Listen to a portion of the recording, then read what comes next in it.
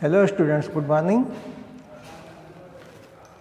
आप लोग वीडियो को पूरा देखा करिए। फिजिक्स है, थ्योरी है। अगर आप वीडियो को पूरा नहीं देखेंगे, थ्योरी पूरा स्पष्ट नहीं समझेंगे, तो फिर इसमें से जो प्रश्न बनते हैं उन प्रश्नों के उत्तर आप नहीं दे पाएंगे।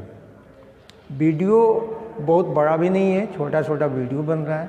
छोटी छोटी बातें आपको उसमें बताई जा रही हैं और वीडियो को ध्यान से देख के नोट्स पे ध्यान दीजिए और नोट्स बना के तैयार रखिए। परीक्षा में जो प्रश्न पूछे जाते हैं वह प्रश्न यहाँ से थोड़े पूछे जाते हैं, कई बार या इस सूत्र सीधे से थोड़े पूछा जाता है। प्रश्न में कहाँ से, अंदर से कौन सी बात या उस बात को किस तरह से पूछा जाएगा, उत्तर आप तभी स्पष्ट और सही दे पाएंगे जब चीज़ों को बड़े अच्छे से आप समझे रहेंगे। इसलिए वीडियो को पूरा देखिए, ध्यान से देखिए और जो भी चीज़ नहीं समझ में आ रहा है वीडियो से, उसको अलग से भी पूछ सकते हैं, व्हाट्सएप से पूछ सकते हैं या यूट्यूब चैनल से भी, मतलब जहाँ पे आप कमेंट कर रहे हैं वहाँ से भी पूछ सकते हैं। उष्मा में हम लोग बात कर रहे थे फर्स्ट ईयर के उष्मा स्थानांतरण वाले पाठ में। उष्मा में कल आपको बताया गया था कि जब किसी चालक के एक सिरे को गर्म किया जाता है तो उष्मा दूसरे सिरे तक पहुंचती है। उष्मा की मात्रा दूसरे सिरे पे पहुंचती है, उस समय इस चालक में कई प्रकार के परिवर्तन होते हैं और जो पहुंचने वाली उष्मा की मात्रा है वह चालक के लंबाई पर, अनुप्रस्थ क्षेत्रफल पर, इसके सिरों के बीच तापांतर पे, कई बातों पे निर्भर करती है। और टी समय में कितनी उष्मा प्रवाहित होती है इस चालक के एक सिरे से दूसरे सिरे पर या एक उच्च ताप से निम्न ताप की ओर, उसकी मात्रा का भी गणना किया गया था। Q बराबर KA θ1 माइनस θ2 T/L। यहाँ θ1 जो है उच्च सिरे का तापमान है, θ2 जो है निम्न ताप वाले सिरे का तापमान है। तो विद्युत में हम लोग जानते हैं कि विद्युत में क्या होता है कि आवेश प्रवाह के समय दर को विद्युत धारा कहते हैं, एक परिभाषा ये है।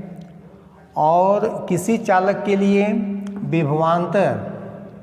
विभवांतर और उसमें बहने वाली धारा का जो अनुपात होता है उस चालक का प्रतिरोध कहलाता है। तो ओम के नियम से भी आता है, ये V बराबर IR ओम के नियम से भी आता है। और वैसे भी इसको आप हाई स्कूल से पढ़ के जानते हैं कि किसी चालक का विद्युत प्रतिरोध का जो मान होता है, चालक के सिरों के बीच विभवांतर और उसमें बहने वाली धारा के विभवांतर और धारा के अनुपात का जो मान होता है, उस चालक का विद्युत प्रतिरोध होता है। उसी तरह से किसी भी चालक में बहने वाली या चलने वाली ऊष्मा की मात्रा Q और उसमें समय का भाग दे दें, अगर प्रवाहित आवेश की मात्रा और उसमें भाग दे दें समय का, तो मिल जाता है उस चालक में ऊष्मा प्रवाह की दर।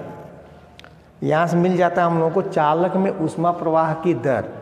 ऊष्मा प्रवाह की दर मतलब जैसे ये विद्युत प्रवाह की दर, तो ये हो गया ऊष्मा प्रवाह की दर। विद्युत प्रवाह की दर प्रवाहित आवेश की मात्रा बटे समय, यहाँ पे ऊष्मा प्रवाह की दर प्रवाहित आवेश की मात्रा बटे समय।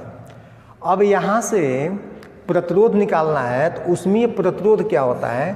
तो ऊष्मीय प्रतिरोध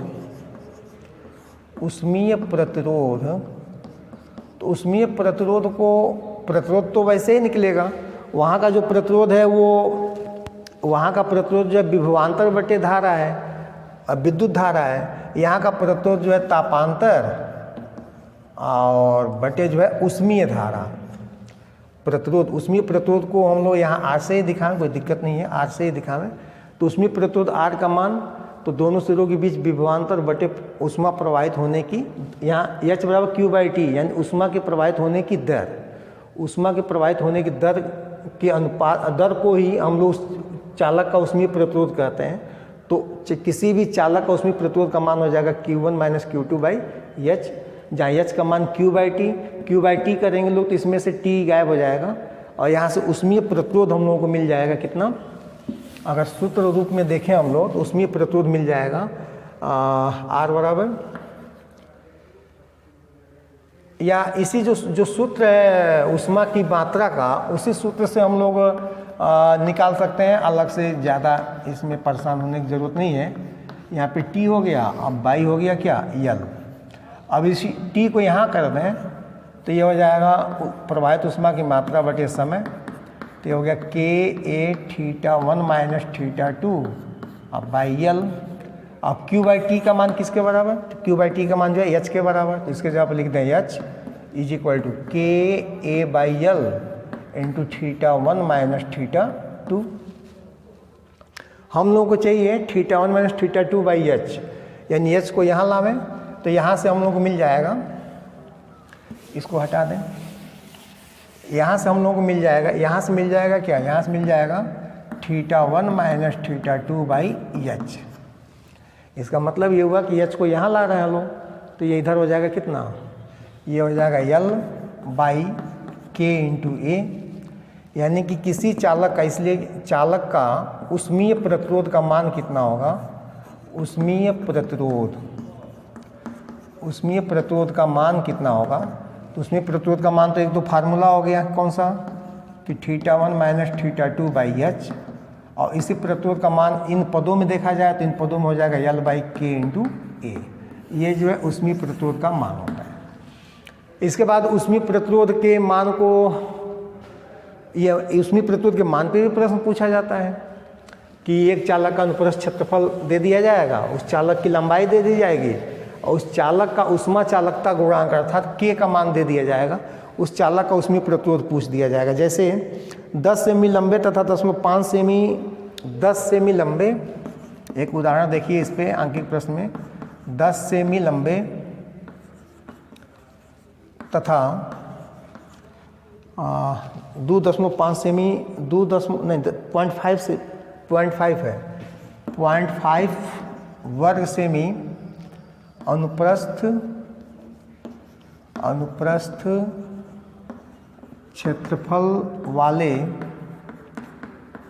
चालक का K का मान, मतलब ऊष्मा चालकता गुणांक K का मान 8 × 10⁻², 8 × 10⁻² किलो कैलोरी प्रति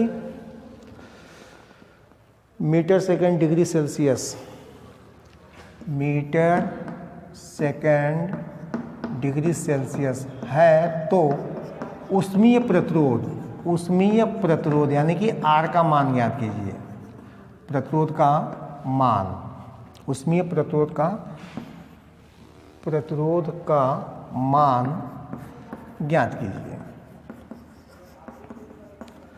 तो ये एकदम सीधा और सरल सा प्रश्न है। जैसे ये लंबाई है चालक का, तो प्रश्नानुसार हम लोग के पास क्या है, लंबाई है 10 सेमी, 10 सेमी को सीधे बदल दीजिए मीटर में तो हो जाएगा 0.1 मीटर। अनुप्रस्थ क्षेत्रफल दिया है यहाँ पे, A बराबर दिया है 0.5 वर्ग सेमी, स्क्वायर वर्ग सेमी में, तो इसको हम लोग बदलेंगे तो हो जाएगा 0.5 × 10⁻⁴ वर्ग मीटर में चला जाएगा। और K का मान तो ठीक है, तो उसमें प्रतिरोध R का मान क्या हो जाएगा, इसलिए उसमें प्रतिरोध R बराबर, तो ये होता है L/K × A। L means 0.1 by K means 8 × 10⁻², और A मीन्स अनुप्रस्थ क्षेत्रफल 0.5 × 10⁻⁴। और इसको हल करेंगे लोग तो 0.5 ये जाएगा, 5 हो जाएगा, 8 × 5 = 40, 4 हो जाएगा, 4 करोगे 4 और 2, ये हो जाएगा 1/8 × 5 = 40, 40 × 10⁻⁶। तो ये 0 इसमें ले जाया जाएगा तो ये 5 हो जाएगा, 1/4, 1/4 को ऊपर करोगे तो हो जाएगा 10/4 × 10⁻⁴, और इसको हल किया जाएगा तो 2.5 × 10⁻⁴, ये होगा उसमें प्रतिरोध का मान 2.5 × 10⁻⁴, और इसका मात्रक हो जाएगा केल्विन प्रति वाट, सेकेंड डिग्री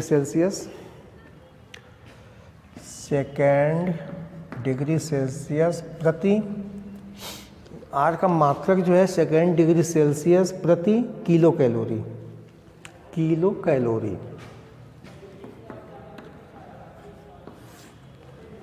ये हो जाएगा ऊष्मीय प्रतिरोध का मान। तो बहुत अच्छा और सामान्य सा सूत्र है। इसके बाद हम लोग सीखेंगे कि कैसे दो चालकों को आपस में जोड़ा जाए। जैसे विद्युत के प्रतिरोध के लिए तुल्य प्रतिरोध का मान निकालने के लिए सूत्र निकालते थे हम लोग कि अगर प्रतिरोधों को श्रेणी क्रम में जोड़ें तो तुल्य प्रतिरोध का मान कितना होता है, R बराबर निकाला गया था R1 प्लस R2, और समानांतर क्रम में जोड़ें तब कितना। वैसे ही इन चालकों को जिनकी चालकता गुणांक अलग अलग हों उनको श्रेणी क्रम में जोड़ें और समानांतर क्रम में जोड़ें, उस अवस्था में तुल्य ऊष्मीय प्रतिरोध का मान कितना होगा और उसमें ऊष्मा प्रवाह की मात्रा पे क्या प्रभाव पड़ेगा, ये सब जो है अब अगले वीडियो में आपको हम बताएंगे। ये आज विशेष रूप से ऊष्मीय प्रतिरोध के लिए वीडियो बना के आपको दिया गया, इसको ध्यान से देखिए और समझिए। Okay, thank you.